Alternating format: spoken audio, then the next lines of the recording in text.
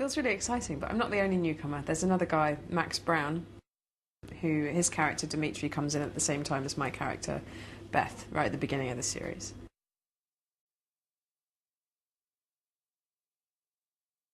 And the character's name is Beth Bailey, and she's actually based on a real woman who I've met a couple of times and I'm still in touch with. And she's an incredible character. She's 31 now, and she was recruited, she was spotted when she was 18, studying English at Edinburgh University. She was spotted by MI6 and headhunted by them.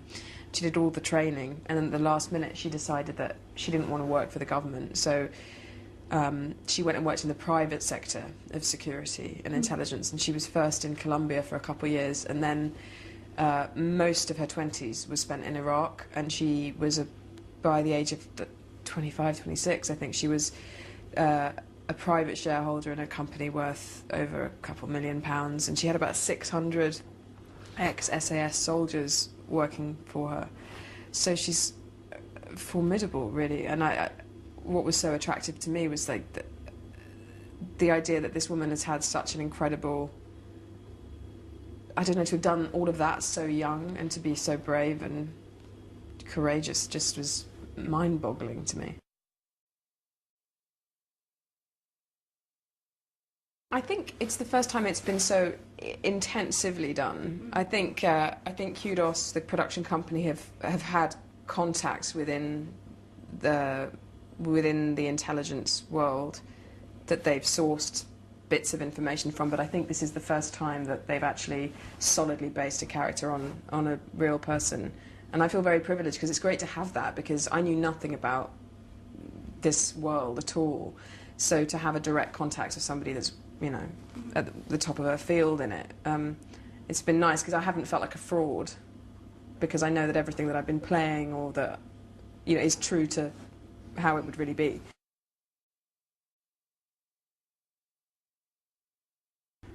I think I hope that she's bringing an air of a bit of a sense of humour and a bit of lightness to the show, because up until now it's been incredibly serious. So even though she's very professional at her job and very good at it, she can also have a laugh, and she has quite a dry sense of humour.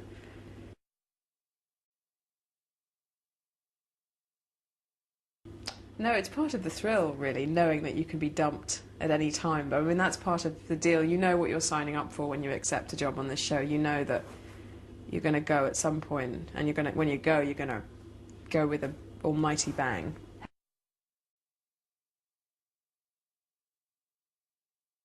Well, I would say, actually, I think I have the best entrance. The first time you see Beth in episode 1, she's on a Somali pirate ship, undercover as an impoverished Russian prostitute, and her colleague is masquerading as her pimp.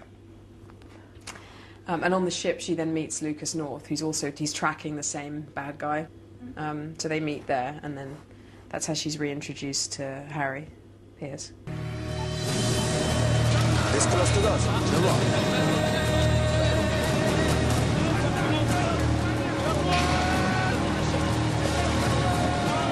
What's with the prostitute, Captain? Did you like the blonde? Oh, mate, don't even get me started on blondes. I was told no women and children on this boat. You trying to start a riot or something? Mr. Hare, I can't deny my men a chance to make some extra money. She'll fetch a couple of thousand at the other end. Good luck. ¿No me dices nada de disco los dos? Aninezzi, Tato Cananiso.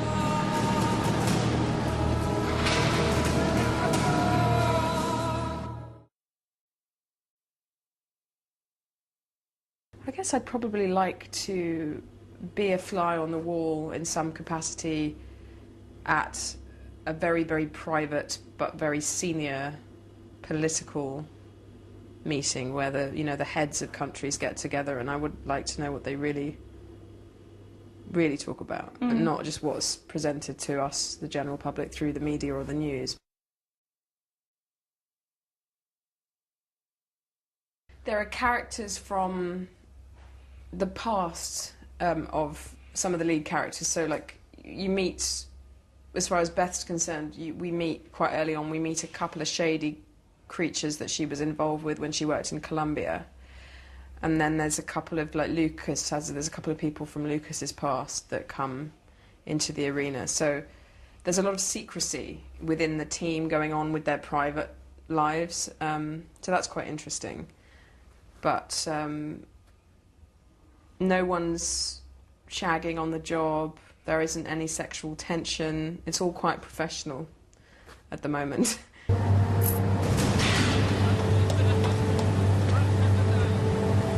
Listen, everything's cool, everything's set, everything's fun, okay? It's gonna be good fun, okay?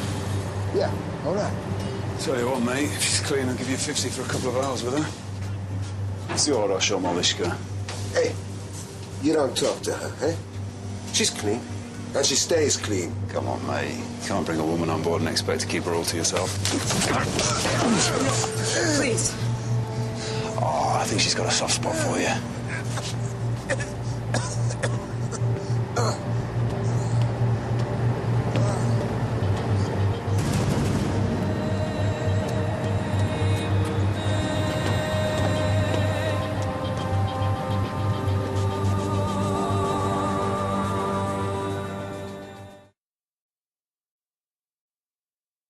She has an empathy with... There's one character in particular where that theme is relevant, betrayal. And Beth has, instead of making harsh judgment on this person, she can see clearly why they are where they are, and she doesn't judge, because there's elements of her past that relate to what this person's going through.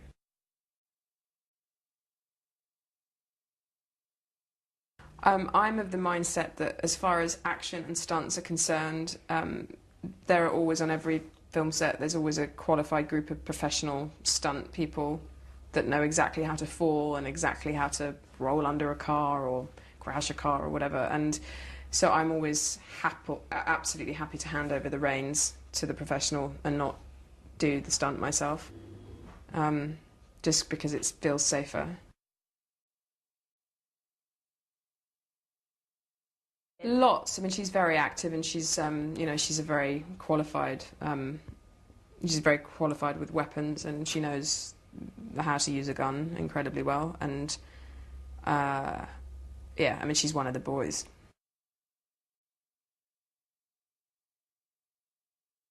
I don't think anyone can. You can never replace somebody, because that sort of implies that you're trying to step into their shoes, which is absolutely not what I'm trying to do. And I think Hermione did an incredible job, and I hope also to do an incredible job, but to do something completely different, so there's no comparisons necessary, because it's a totally different setup now.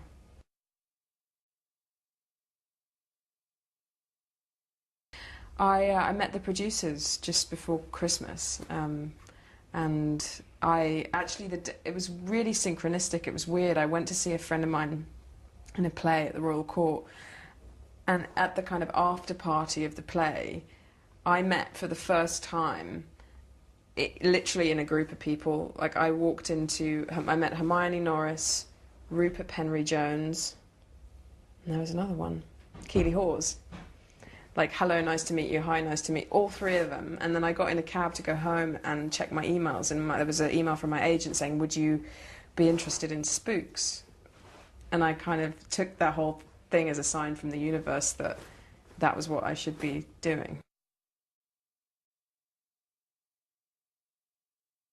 I think that the reason this show's been going for so long is that, given the current climate that we live in and how unsafe we feel at times, given the levels of violence and terrorism and craziness that's going on in the world, that it's so current. And also, I think the message that Spooks gives to the audience is that there are a group of people who are actively campaigning to keep everyone safe. And I think we all want to know that somebody knows what they're doing and that we're going to be okay. So yeah. I think that's why. I think it's comforting. It's a comforting show to watch, but at the same time, absolutely thrilling and terrifying.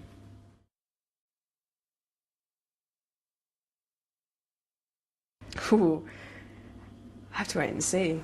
But I hope, I don't know, I hope they like watching it, really, and I hope that, yeah, I just hope it's enjoyable for people. I mean, it's entertainment after all at the end of the day.